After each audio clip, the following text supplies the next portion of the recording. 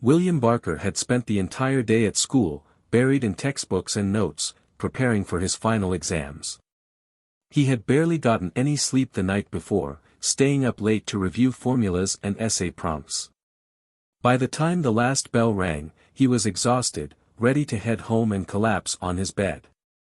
As he walked through the neighborhood, his headphones pumped a mellow R&B track into his ears, drowning out the distant sounds of traffic and kids playing basketball on a cracked court. The air was crisp, a welcome change from the suffocating heat of the afternoon, and for once, he allowed himself to relax. But trouble was waiting. A few blocks ahead, Officer Stacy Connors was parked at an intersection, leaning against her squad car, her eyes scanning the streets like a predator searching for prey.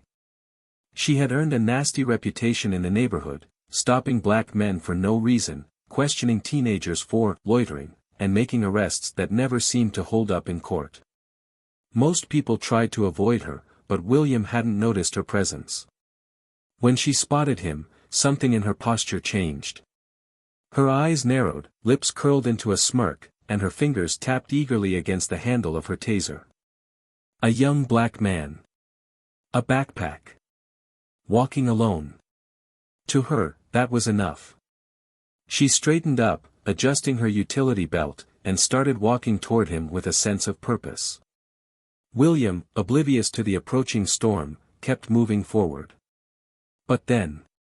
"Hey, you! Stop right there." The sharp voice sliced through his music, yanking him out of his peaceful bubble. He pulled out an earbud, turning toward the voice.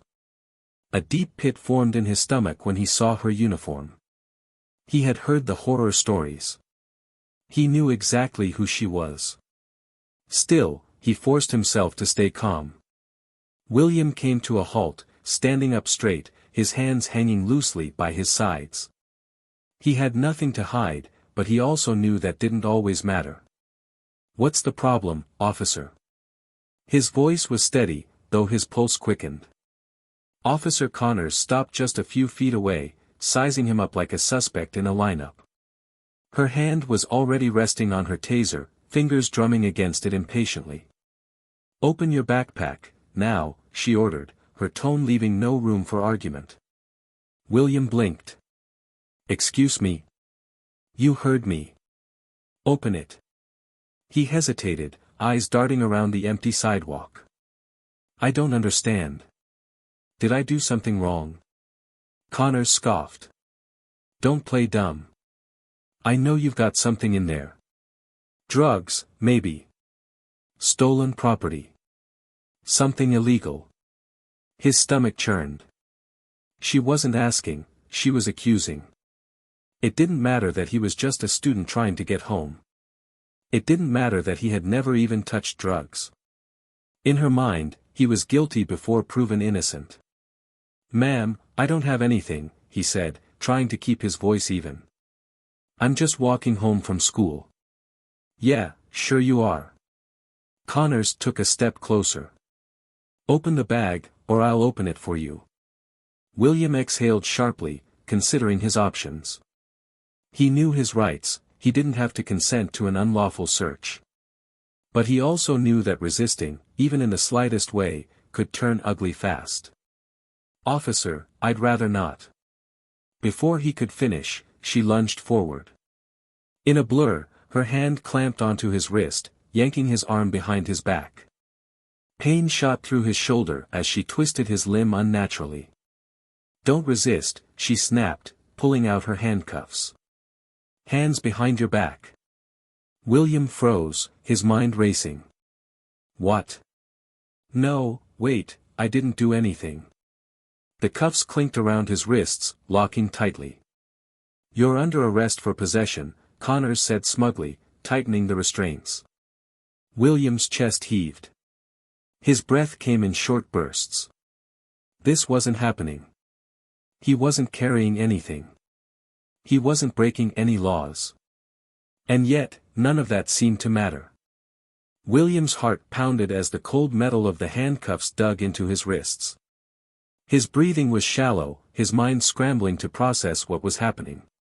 He had done nothing wrong. Nothing. And yet, here he was, restrained like a criminal in the middle of the street, accused of something he didn't do. His jaw clenched as Officer Connors rifled through his backpack with aggressive impatience. Her fingers yanked at the zippers, digging through his belongings as if she were certain she'd find something damning. But the only things inside were textbooks, notebooks filled with scribbled notes, a calculator, and a half-eaten granola bar. She paused for a fraction of a second. William saw it in her face, the moment of confusion, the tiny flicker of doubt. She had been so sure. So certain that she had caught another bad guy. But there was nothing. Still, she wasn't about to admit she was wrong. You must have ditched it somewhere, she muttered under her breath, standing up straight. Her grip on his arm tightened as she looked down at him, her lips curling in irritation rather than guilt. William could feel his pulse hammering in his ears. What was she going to do now? Her reputation wasn't built on admitting mistakes. It was built on doubling down, twisting situations in her favor, making people look guilty even when they weren't. His stomach churned as the reality of his situation sank in. It didn't matter that he had nothing on him. It didn't matter that he was innocent. Because the moment she decided he was guilty, she had already won. Then, a deep, commanding voice cut through the air. Officer Connors. The words came not as a question, not as an inquiry, but as a statement of authority. A warning. William's breath caught in his throat. He turned his head as much as the cuffs allowed, and for the first time since this nightmare began, he felt a flicker of hope. His father stood just a few feet away. Chief Gerald Barker was a tall man, broad-shouldered with a presence that demanded respect. His police badge glinted in the fading sunlight, and his expression was unreadable, but his eyes were locked onto Connors with an intensity that made her freeze on the spot. Her smirk vanished. "Chief Barker," she said, stiffening like a soldier caught out of line. Her posture straightened, her grip on William loosening slightly. "Sir, I was just handling a situation." "A situation?" Chief Barker echoed, his voice dangerously calm. "Yes, sir." Connors cleared her throat. "I stopped this young man because he fit the description of someone carrying narcotics in the area. When I asked to search his bag, he refused, so I detained him for non-compliance." "I was just about to." "To do what, exactly?" the chief interrupted, his voice cutting through her excuses like a blade. Connors hesitated. I was just following standard procedure, sir." Chief Barker let out a slow breath, shaking his head slightly. His expression remained unreadable, but there was something in his eyes, something William recognized all too well. It wasn't just anger. It was disappointment. He took another step forward. "You're telling me," he said, voice dangerously low, "that you had probable cause to stop my son?" Connor's mouth opened slightly. She looked from William to the chief, realization creeping across her face. The silence was suffocating. William didn't say a word. He didn't need to. The evidence was right in front of them, an innocent teenager in handcuffs, his backpack full of schoolbooks, and an officer caught red-handed in her own corruption.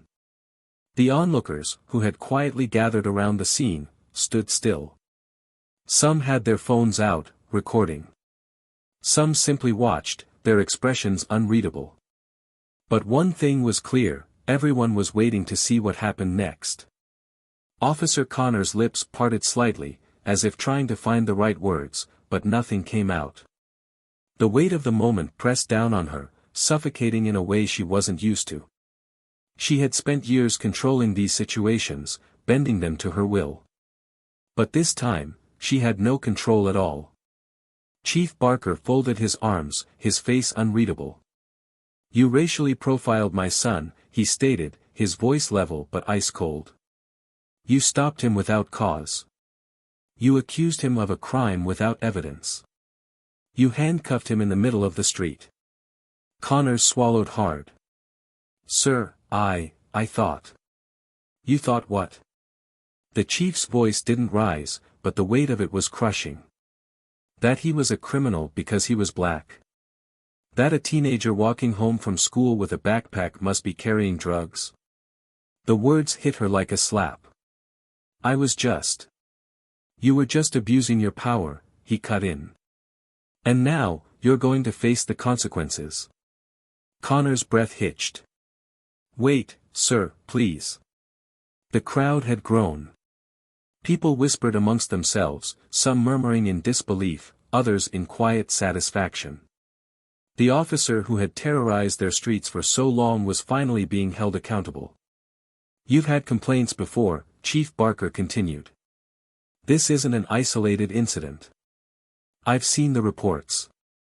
The accusations. The way you handle cases involving black citizens. And I've let it slide for too long. Her eyes widened. Sir, please, I need this job.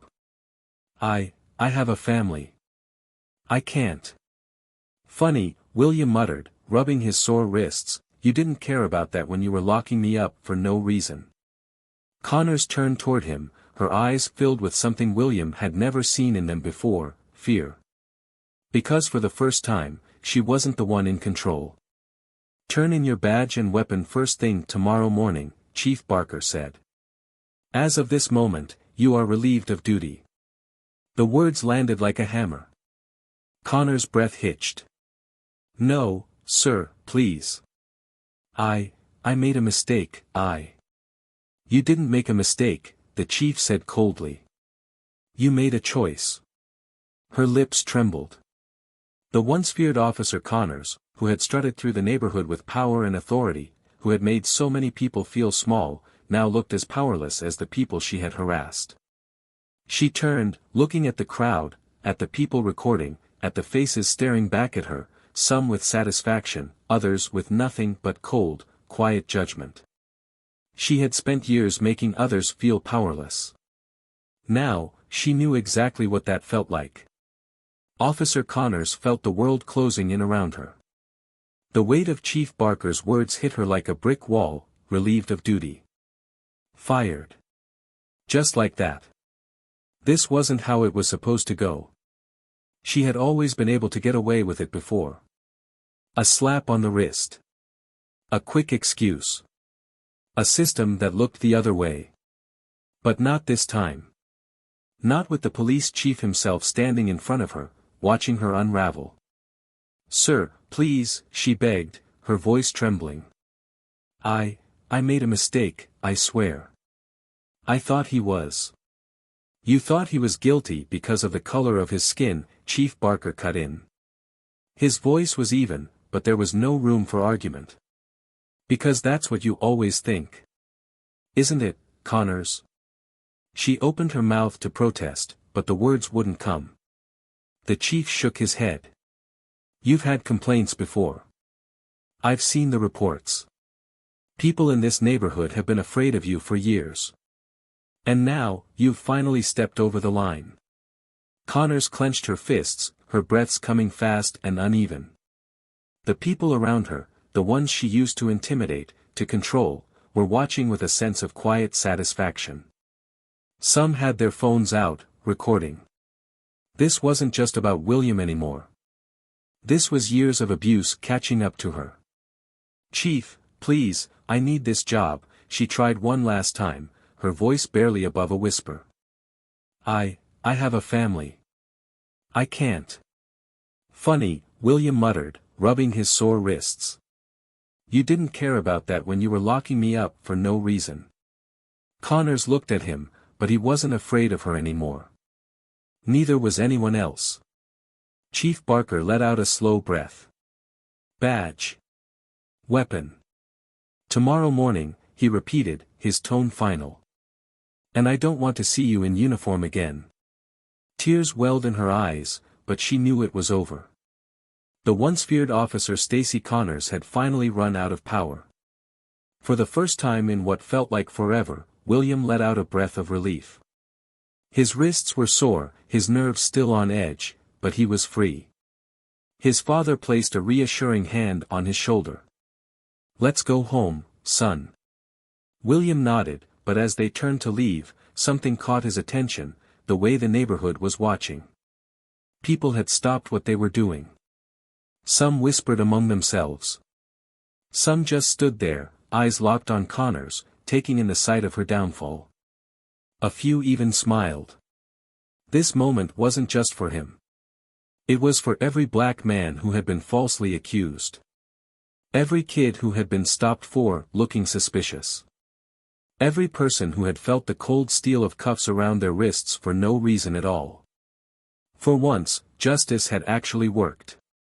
He and his father walked away, leaving Connor standing in the street, alone, humiliated, powerless. She had spent her career making people feel small. Now, it was her turn.